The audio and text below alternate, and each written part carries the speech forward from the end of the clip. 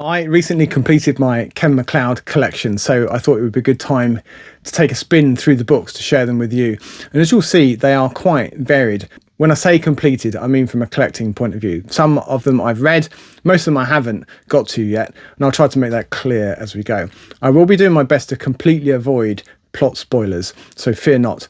I will be describing the vibe of the book, the general thrust of the plot, at the level that would normally be included in the blurb on the back of the book or on the inside flap. Ken MacLeod is Scottish and still writing. He's very much still with us, and was first published in 1995, strongly encouraged by school friend and fellow author, a certain Mr. Ian M. Banks. His first book was The Star Fraction, which later became the first of the 4 books of The Full Revolution, which is a loosely connected series set in the same universe. The Full Revolution introduces us to some of Ken's left-wing, anarcho-socialist, libertarian thinking, which is a recurring theme in many of his books. If that sounds alarming because it contains the word socialist, then don't you worry, it's not catching. Think of it as just another science fiction idea. The Star Fraction, which is the first book, is set in the not too distant future where Europe and the UK have splintered into microstates, reminding me a little of Dave Hutchinson's Fractured Europe series, but with a lot more guns. In the UK, there has been a civil war, and an uneasy peace is sort of administered by the US/UN, which is now one organisation, the World Police effectively, who, among other things, enforce a series of opaque laws prohibiting scientific research in specific areas. Along with some of that experimental politics of Ken MacLeod's, we have some oppression, simmering civil strife, and a developing revolution with emergent AI backing. There's a small cast of main characters, including a mercenary and a semi-sentient gun. Through all of this is a thread of burgeoning desire for freedom to reach space, with the beginnings of independent means to get out of our gravity world, all of which sets the scene for the second book, The Stone Canal, which was published in 1996. This time, most of the action is on New Mars, a colony world the origins of which are obscure and not revealed fully in this book, although the name of the only town, Ship City, might offer a clue. There are 2 main threads, one following 2 friends that meet at Glasgow University back in the 70s, developing ideas and dreams about getting off-world, and the other on New Mars, where some of the same characters reappear in somewhat different form. The third book is 1998's The Cassini Division, and I think this is my favourite of the 3 so far. It's an out-and-out space opera set in the 24th century solar system. The titular Cassini Division is charged with defending the inner solar system from twin threats of the inscrutable AIs that inhabit Jupiter, and from what might one day emerge from the nearby wormhole. The solar system is run on libertarian, socialist, anarchist lines. There's no controlling government as such.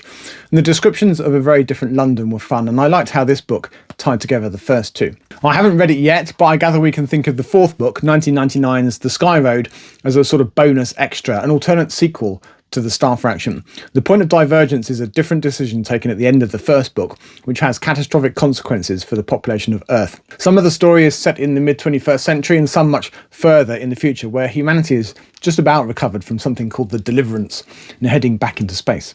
Although there's a series, there's no through plot line in the books of the Full Revolution, or there is, but they're only tenuously connected. I think they could probably be read alone or in any order, but I think the most satisfying read, as is so often the case, comes from reading them in publication order. For his next series, Engines of Light, which was published between 2000 and 2002, Ken MacLeod stays in space and continues to develop some of his distinctive ideas for forms of government, or rather, self-government. The first book is Cosmonaut Keep, and that introduces us to a Scotland which is hanging on by a thread to its independence from an EU dominated by a still very communist Russia. This book has a fabulous wraparound cover. In fact, all 3 in this series do.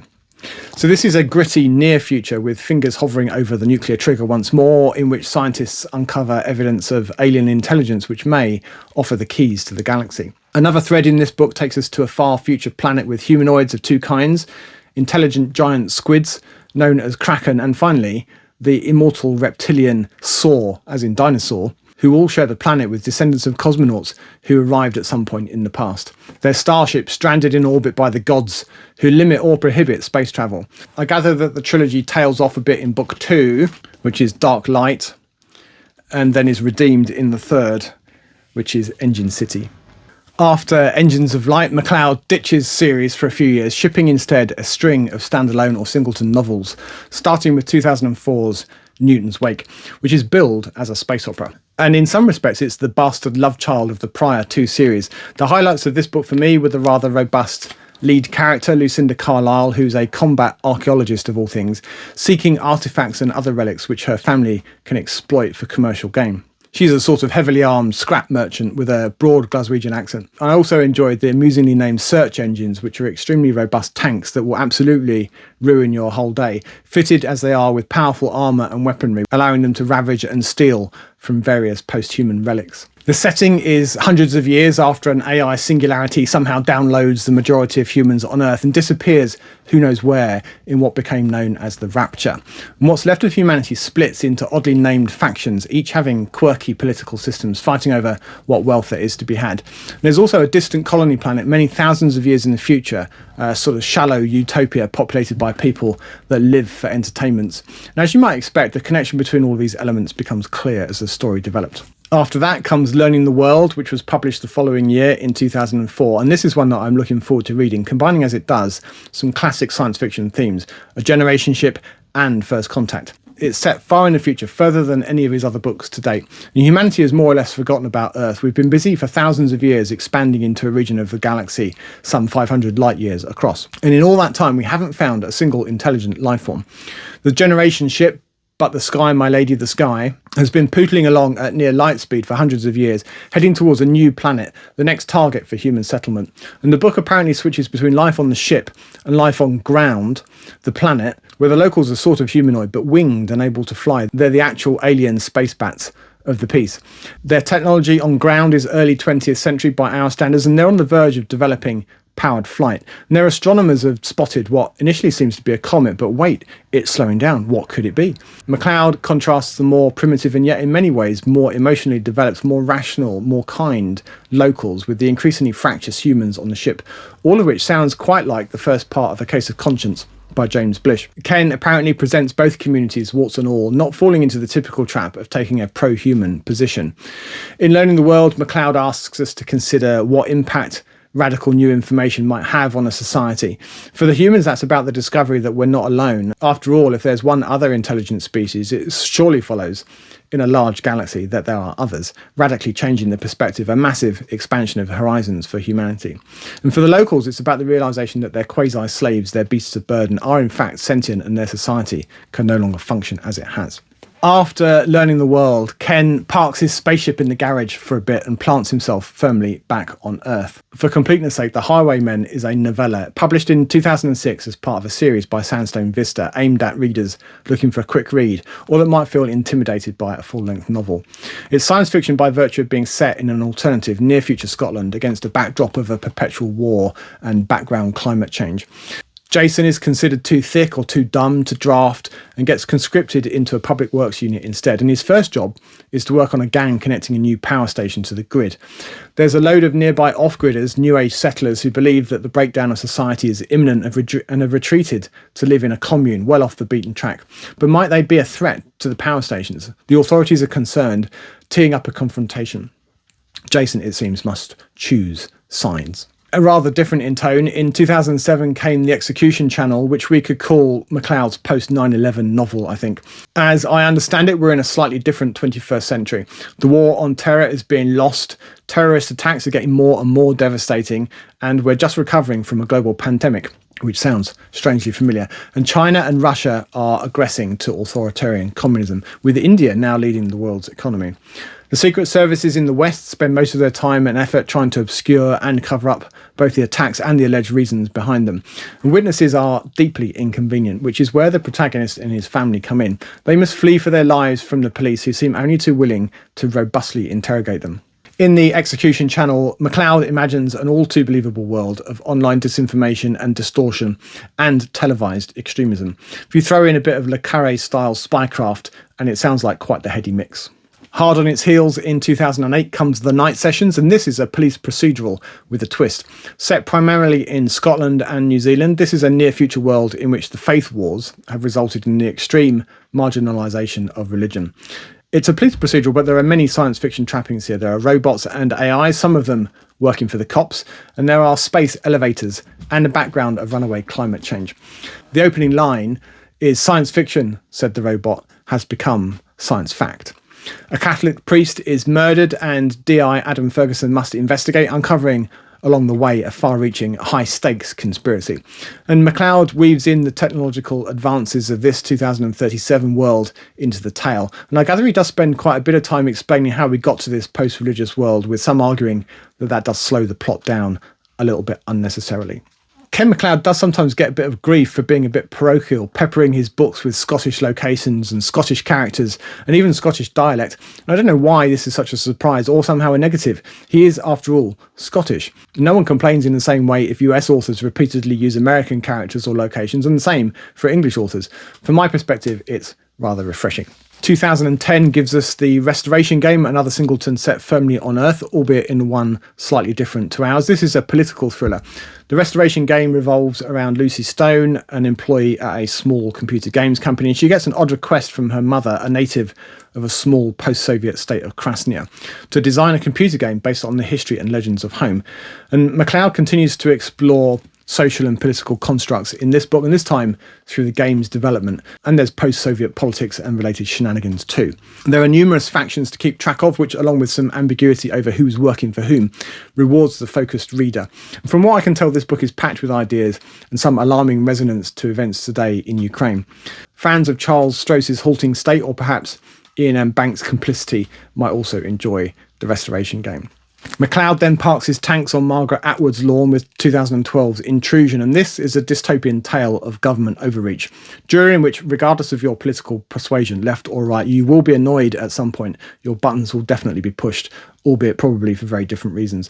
In this nearish future tale, we're in London in the aftermath of something called the Warm War, and the technocrat Labour government has moved beyond the nudge unit of David Cameron's day, and now we're in active coercion. The premise of the book is this: if there was a pill that you could take that would eliminate any genetic defect in your unborn child, shouldn't you take it? Wouldn't you take it? Think of the benefits to you and your child, not to mention the huge reduction in cost and complexity for the health service and society as a whole. Think of the taxpayers, goddammit. In fact, if you chose not to take the fix, which is what the pill is called, isn't that a form of future child abuse? This government wants us to make the right choices, the choices that they feel sure we'd make if only we had all the information. In fact, the government is busy transitioning from strongly encourage to mandatory, although there are exceptions for documentable, provable religious faith.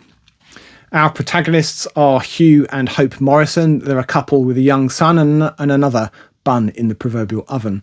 Hope decides not to take the fix, coming into conflict with the government, not to mention the net curtain twitchers on social media who decry her choice. Hugh, her husband, is supportive, but he doesn't really understand Hope's decision. Intrusion, I think, is a story of the collision between social engineering and freedom of choice, of good intentions and benign dictatorship. Intrusion is paced like a thriller, I gather, and if you like Handmaid's Tale or even 1984, Intrusion is a book that would probably also float your boat. Staying on Earth, for the most part anyway, 2014's Descent is bloke lit. Think High Fidelity by Nick Hornby meets The X-Files, meets coming of age tale. Ken MacLeod himself has said it can be read as a first-person confessional tale of an ordinary guy who behaves with typical male insensitivity and self-absorption until at least one exasperated woman in his life knocks him about the head with some home truths. It just so happens that in Descent, the protagonist's excuse for being such a dick is that in his teens, he got knocked on the head by a flying saucer. Descent then is a story of conspiracy and cover-up, scepticism and half-truths. In a near-future independent Scotland, our protagonist Ryan and his friend skive off their exam revision to go for a walk in the hills, and then blam, both are rendered unconscious for a number of hours by something. A glowing sphere is what they both remember. A drone, an airship, or a flying saucer. Ryan becomes convinced that he's been abducted by aliens. And in the aftermath, the friends are both visited by mysterious individuals. A priest, in Ryan's case, who reappears at intervals through the novel, kind of like the smoking man in The X-Files. Ryan becomes a flawed but likeable man. He's a freelance science journalist by trade, and you'll root for him regardless of some idiotic things he does in service of his mild obsession with aliens. There's a background of a Scottish rocket launch, there are airships, reducing scarcity of resources, and what seems to be evidence of a new speciation amongst humans. It does sound like there's a lot going on, and though Descent is more a character study apparently than plot-heavy thriller, I gather that it moves along briskly enough. So, Descent marks the end of a 10-year run of 7 singleton novels, 5 of which are perhaps more literary SF than his previous space opera, or at least space-bound fare. Now, though, the spaceships and AI and the like are back, with a vengeance. Next out of the gate was the Corporation Wars trilogy in these rather handsome B format hardbacks with the cover art printed directly on the laminated boards, and very colourful they are too. The 3 books were published rapid fire over the course of just 18 months in 2016 and 2017. In this far future, the robots are developing self-awareness, separated as they are from their instructions by vast distances. MacLeod makes a nice contrast between these self-aware robots that live once and then die when destroyed or switched off, and virtual humans who are uploaded into machine bodies to fight the battles of their masters. Humans that are actually dead in real life but who can be reincarnated immediately in a new artificial body if killed in battle. In a memorable scene, a robot is tortured with the fear of real peril, death, by a recycled human in a robot battlesuit.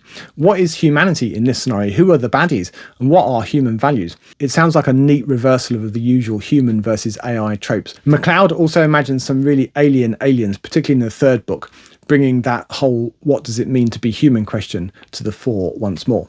Ken's most recent novels are the Lightspeed Trilogy, which arrived in 2021, 23 and 24 respectively, employing apparently with the expertise of many years the what if device that he's used many times. We're in an alternative future in the mid-2060s. Lakshmi Novak gets an airmail letter, very anachronistic now, never mind in 2067, which is odd enough, but it's in her handwriting and gives her solved equations that hint at the possibility of faster than light travel. The plot thickens. The UK is splintered. Scotland and Ireland too, I think, is now part of the Union, a socialist, no surprises there, Comrade MacLeod, utopia incorporating continental Europe, whilst the rump of Britain forms part of the Anglophone alliance. Lakshmi's plot thread, in which she soon defects to Scotland, is one of 4 that weave this tale. There is a submarine engineer who witnesses strange goings-on in a Clyde shipyard and gets involved in the building of an FTL starship. There's a far future interstellar exploration mission and a mission in the upper atmosphere of Venus. MacLeod covers quite a lot of ground in this 1st book. There's the mystery of where the airmail letter came from, or when and who it came from. And there's first contact, there's ancient intelligences, colonisation and exploration, and the usual MacLeod experimental mix of socialist, libertarian, anarchy, AI and much more besides. And that's without the other 2 books, the last of which came out just a month or 2 back. I have this book, Beyond the Hallowed Sky, on my TBR pile for this month, and I'm looking forward to it immensely. Whilst Lightspeed is his most recent work at novel length, there is another book of his published this year, just in time for his guest appearance at Worldcon. Published by Newcom Press, Juror for Julia is a short story collection, the first one of his for 18 years, with Ken selecting his favourites over that period and penning a new one, which is published here for the first time. They come in this rather nice numbered limited edition signed by Ken, but also by the illustrator Fangorn. There is one more MacLeod book I wanted to share with you, which arrived just the other day. It was published back in 2006 as a limited edition by Nesfa Press. The first 200 were a special slipcase edition signed by Ken, and the other 1,000 being numbered editions. Mine is part of that larger group, number 345. So Giant Lizards from Another Star is a collection of MacLeod's writings. It's a bit of a jumble. One might call it a literary ephemera. There are poems, he does write a bit of poetry, a novella, several short stories, there are con reports, book reviews and essays. And the essays cover quite a broad range of topics, albeit ones that won't be hugely surprising based on today's video.